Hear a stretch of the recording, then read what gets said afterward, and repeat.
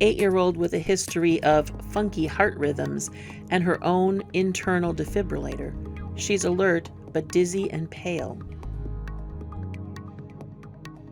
All right, you have your scenario, so let's go ahead and get started. Grab your cheat sheets. Remember, whatever you're using, whether it's Brasillo tape or hand heavy, red goes to the head and measure to the heel.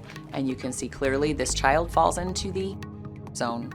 And now to Scott for your quick tip.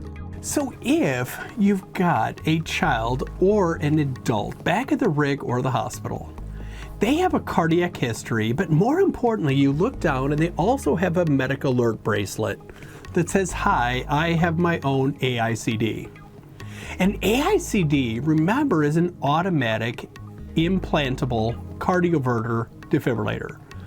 That's a way too fancy way of saying that somewhere inside of their chest, they've got their own internal defibrillator. So why that's important is when we've got kids or big people with these nasty heart rhythms, to no surprise, they try drugs first.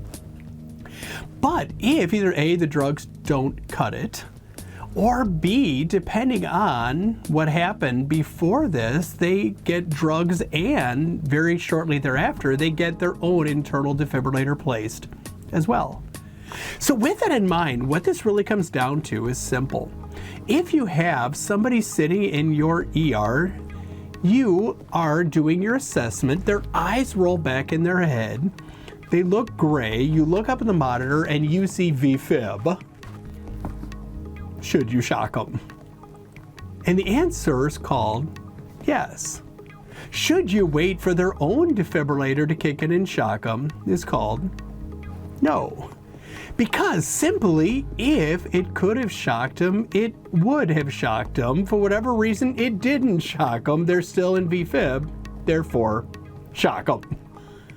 What this comes down to in real life is simple. If you're seeing VFib, whatever's inside of them is not doing the job.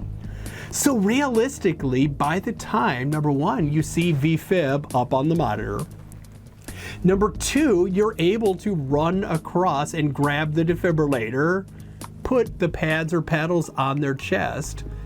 If you are still seeing VFib, you've more than given enough time for their own internal defibrillator to do what it needs to do. And if by that point they're still in VFib, shock them.